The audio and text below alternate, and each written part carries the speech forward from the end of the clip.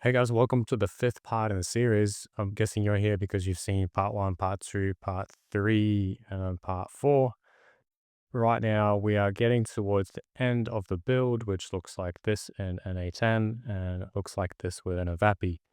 Now, I just did a really quick test and I called and I said, hey, can I book for tomorrow? I want a neck massage for 60 minutes. And then I picked 10 a.m.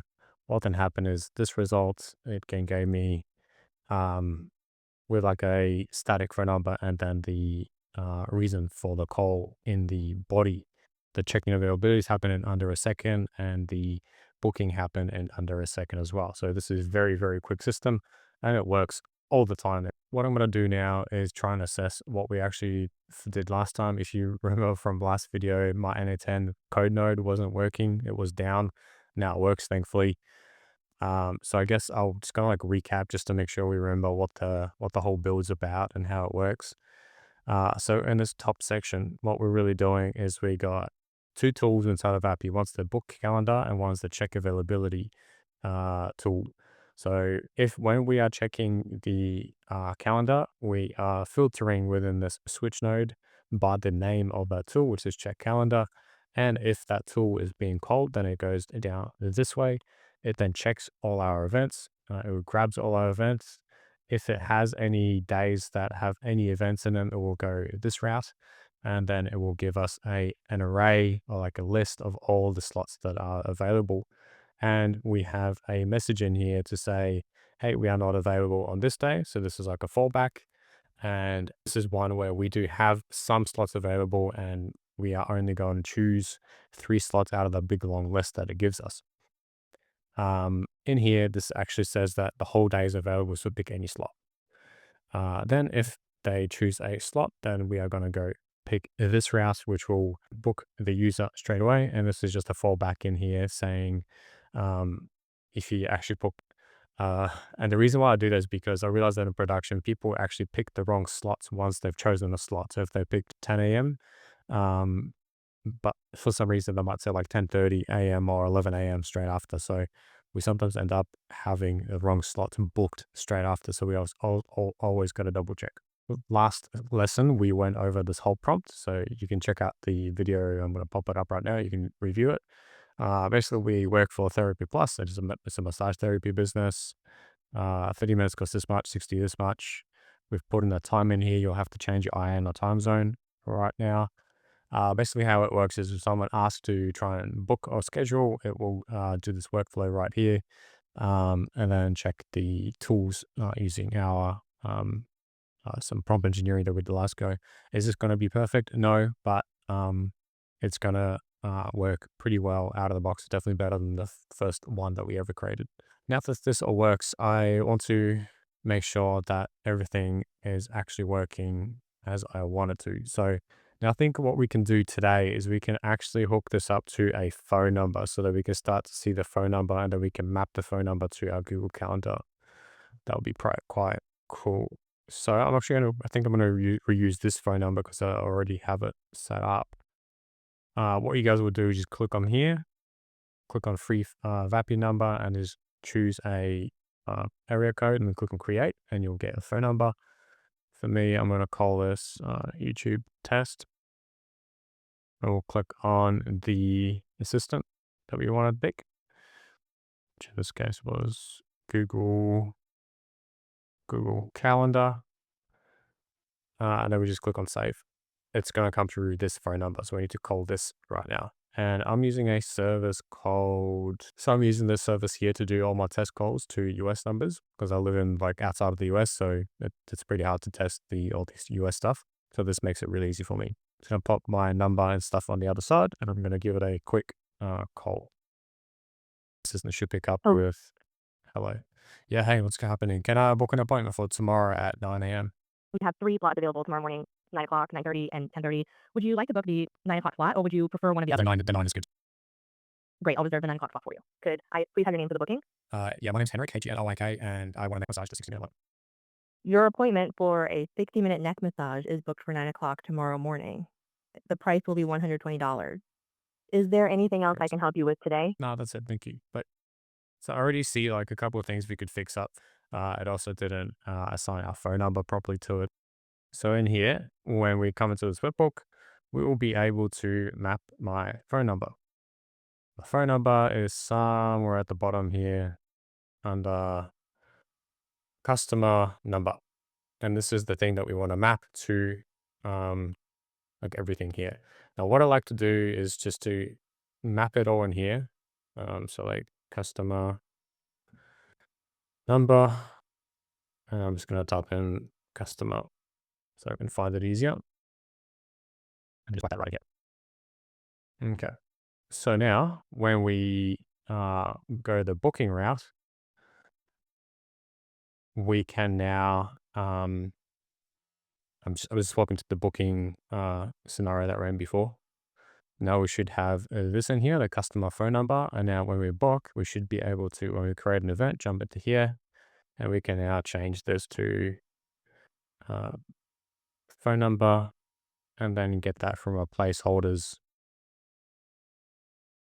We might actually need to run that again. Yeah, there we go. Nice. So that will then now book the next time with that time. And we can double check by just clicking on this little edit button, scrolling down until we find the time that we want to pick for. So let's say we now pick for 9:30 because we know that 9:30 is free. Click on save, execute workflow, and now that's booked. That should now come up in here with my actual phone number. Excellent. What I'm going to do then is just make it so that I have just one time slot. So I'm going to have just 40, let's make it 45 minutes. 45 minutes for $100. And we just have this. And we could, let's say, make like custom packages later on for these. Now, I think the cool thing to have in this particular case is to have like some kind of SMS being sent to the person. So when this happens, so you could use a variety of providers. Twilio will do it. SMS API is good. For example, if you're in Europe, they do all around the world, but that's one of the providers I use. So then to start SMSing, if you're in the US, you would need to set up 10DOC and ATP, and that's a whole like another thing. So you type in ATP in here. You'll click on ATP messaging. In order for the send SMS and MMSs in the US using 10DOC, all messages must be sent via an approved application. So you guys will come into here. You will do that for yourself or for your client, and you would go through the whole process there. It is not too hard to do this. It's possible to do it in like under 5 days, let's say. But you do need to go through this process to actually be able to send SMSs. So how to actually hook up your like a Twilio account with this setup is what you would do is when someone books successfully, which would be just here, right? You would add in another node, and the other node we're going to add in is the Twilio node. And we want the send an SMS / WhatsApp message. You click on this. You will come into Twilio account. You click on create new credential. Auth type, you'll leave this account SID. You will copy this number right here. Then you will copy your auth token. You will come into here and just click on save. Once you have this, we'll be able to choose one of the phone numbers that you guys have already bought. And I'm guessing you already have one. So you'll come into the phone numbers. Let's say we're going to pick, I was going to pick one and hopefully it's actually going to work. It's got to modify that. So it's actually in E1614 format. And the 2 will be from the placeholder values. We just whack that in here. And the message is testing. I just want to see whether that works. Let's see whether I'm actually going to get an SMS. Now, even though it does say verified, yeah, so I actually received a text on that Cubo or Open Phone app. So it's just testing right here. Yeah, well, that worked. So that's how you would then set up your system to send SMSs or like reminders to your clients. So let's actually come in here and set that up properly. Uh, so that would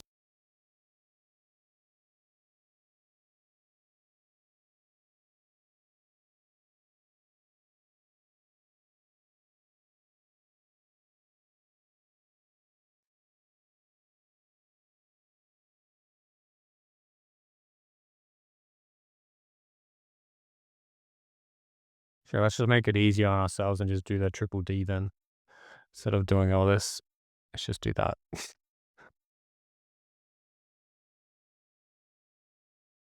We go plus at yeah, that's nice. I love it. Then we can say, we booked for the reason for should probably make this a little bit better. I'm not sure if I would trust that. And about here we would put in like the address. Um, nice. So then when we send that through, so then what's going to happen is we're going to book, and then we're going to automatically get that SMS as soon as we book. So I'm actually going to to the whole workflow now and actually call that using my phone number. Okay, let's call this number. Hello. Hey, what's happening? Can I book an appointment for tomorrow? Let's say like 1 p.m. My name's Henrik, and the reason is I want a neck massage. You're all set for a neck massage tomorrow at 1 p.m. The session is 45 minutes and costs $100. Is there anything else I can help you with? Is there anything else you need help with? Yeah, but what time did you book me for? You're booked for tomorrow at 1 o'clock in the afternoon. If you need to change the time or have any other questions, just let me know. Oh, I did do 1 o'clock. That's really good. Okay, thank you. Bye. Thank you. We're looking forward to seeing you tomorrow at 1 o'clock. Have a great day. See you then. Bye. Well, if that wasn't the quickest booking I've ever seen in my life, I don't know what was. Yeah, I'm gonna have to prompt that a little bit more so it doesn't like go and just book without asking the user whether they, actually picked a thing. So we say always confirm that release. Just add that line as should be enough just to help it stop that edge case happening. Now I'm just gonna go on my settings and pick a voice that I think like sounds better at the moment. I think we've got one of the cheaper ones, and we could also say, "Hello, welcome to 30 plus. Your comments on the. How can I help?" Now let's jump to the voice.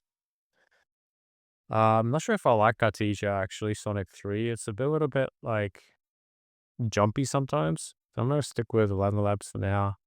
Let's stick with my tried and trusted Jessica. Literally two, I think I'm gonna step with this one because we're collecting some information in here. This is like static information. So sorry, structured data. That's what I was looking for. Flex General isn't the best. We could probably pick like Nova 2, I think is really nice. Nova 3 is fine. Stick with that. Tools, we already have this. Predefine, we already have this. Uh, Start speaking plan. Life gets good. Stop speaking plan. 2 words. This is good. Okay. Now, the one thing we do not have is the end of call report by the looks of it. So let's also set that up while we're here. Let's publish all this. And I think now we're going to set up the end of call report. Again, I want to show you guys like the full thing, right? So what's going to happen is after this all books, it's going to finish the call, and then we're going to create a new workflow where this is going to be set to post. So copy the production URL. We actually don't need this one right here. Going to call this end of call report YouTube. We'll then come into vapi, paste that in the server URL, click on publish, skip on publish. Then when we make an end of call report, it's going to come through into here. Now, what I'm going to do is just call this real quick and then hang up just so I receive the end of call report. Now, we also got to make sure that the only things we have selected for the 7 messages is the end of call report, nothing else. Okay, I'm just going to do a really quick call, receive that, and I just hang up. Hello, welcome to Therapy Plus. You're calling us on a recorded line. How can I help? Hey, what's going on? Okay, I'm just going to hang up. There's no point there.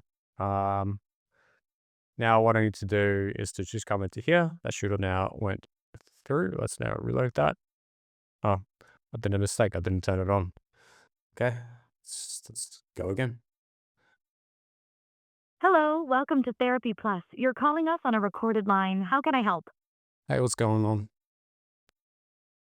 Okay, hang up. That should come through in a second. Just refresh.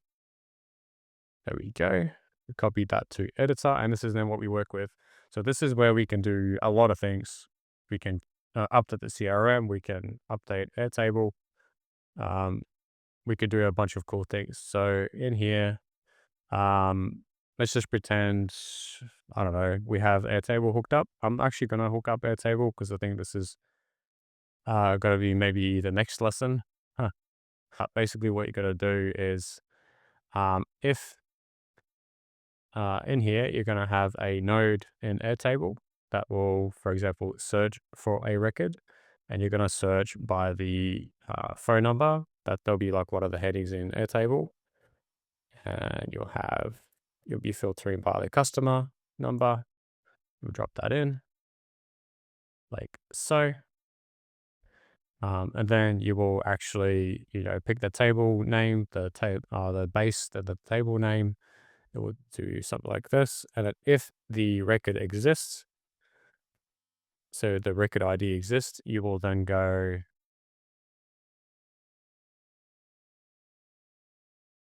you will go this way and then update, let's say, a current, go here. You would most likely create a transcript, and then you could then update,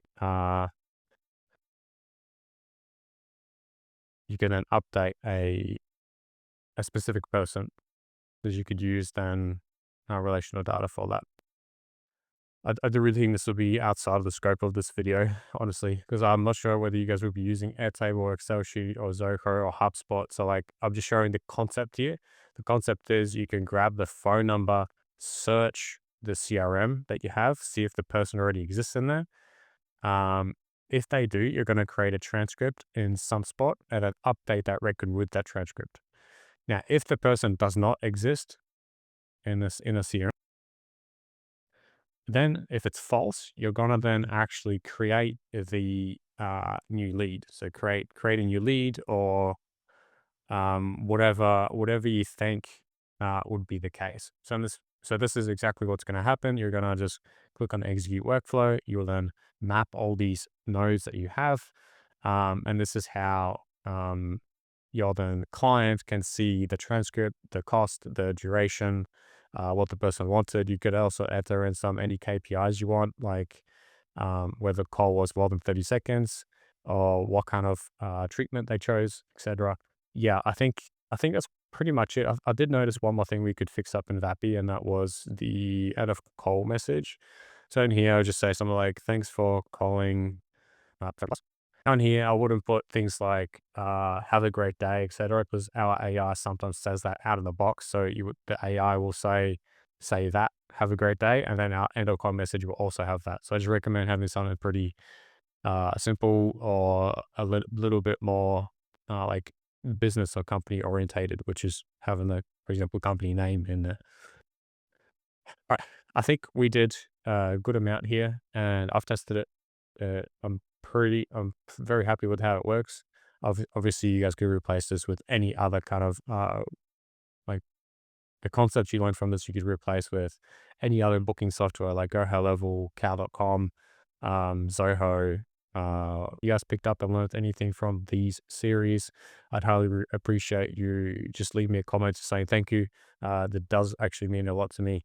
That's actually all I really care about. So, and see you next one. Peace.